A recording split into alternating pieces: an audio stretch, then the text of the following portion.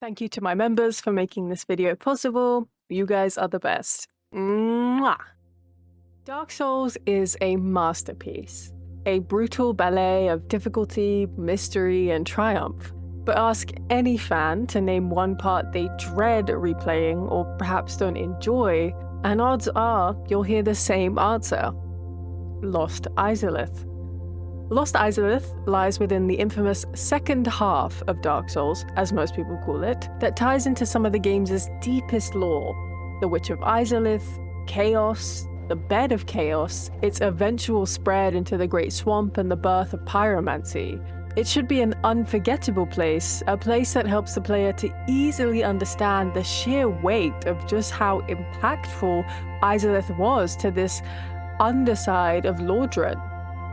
But instead, it's remembered for all the wrong reasons.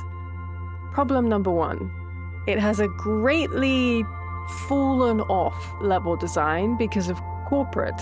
They wanted the game out most likely in the third quarter of 2011 to maximize profits.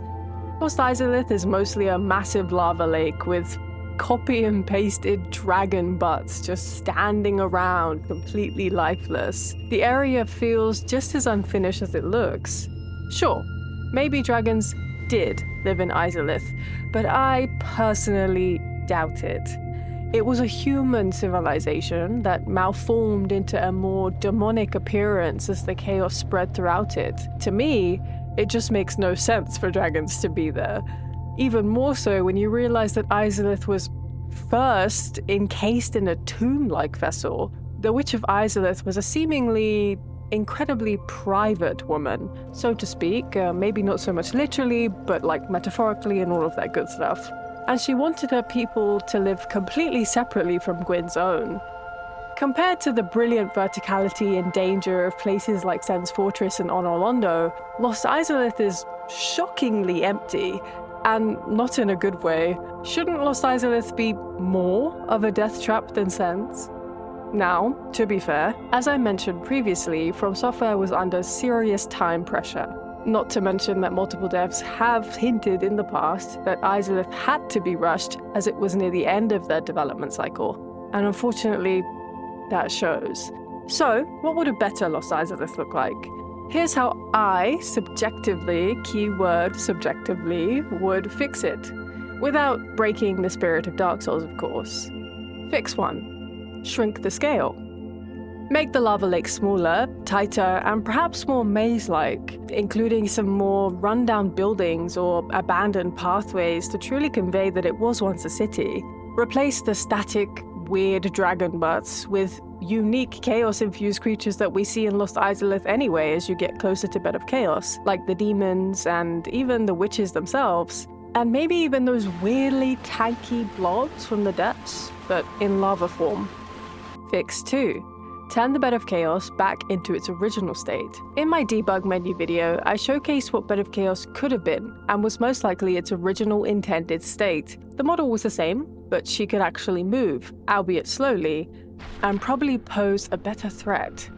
Also, give her a second phase, something that showcased the sheer destruction of the chaos after the witch died. And some of you probably won't like what I'm about to say, but I would keep the crumbling floor. But I would add combat. The floor falls apart in the original Bed of Chaos fight, but what if the floor fell with you, if that makes any sense? Hi, Chaosian Editing here. I don't think I explained this very well. In my head, I was picturing it to something similar like the first God of War game, where at the very end, when you're fighting Boulder, as you're fighting him, the fight like progresses and you I can't remember. I think you get thrown or you fall off like cliffs and platforms, and the fight keeps going down these different levels, but the player's like physically fine, like it doesn't hit a kill plane. Unfortunately, something that advanced probably wouldn't be possible with the engine they use for Dark Souls 1, but a woman can imagine, okay? Fix 3. Build vertically. Imagine crumbling ruins suspended over the lava, connected by these precarious bridges made out of pillars and even old parts of the vessel walls. Create ambushes and secret paths, chests, mimics, anything, hidden lore. Something more closely aligned to Crumbling Fara Missoula from Elden Ring. And fix 4, make the ring optional. This might sound a bit bizarre, but I don't think the ring being the orange charred ring, should be mandatory. Even more so when you realize it's actually possible to skip Centipede Demon altogether with the Humanity Door. Add short-term lava resistance buffs or environmental hazards that reward smart pathing. Give the player choices, not mandates. Lost Izalith had the potential to be one of the most memorable zones in Dark Souls because it is so different from what the game shows you up until that point. Funnily enough, Lost Izalith is memorable, just not for the right reasons. But I think with a few design tweaks and maybe a bit more obvious storytelling, even the most hated level in Lordran could rise from the ashes. What do you guys think? How would you redesign Lost Izalith? I am always very curious to hear your thoughts. But until next time, praise the sun or the chaos. Don't you dare let yourself go hollow, lest my time spent on you be wasted.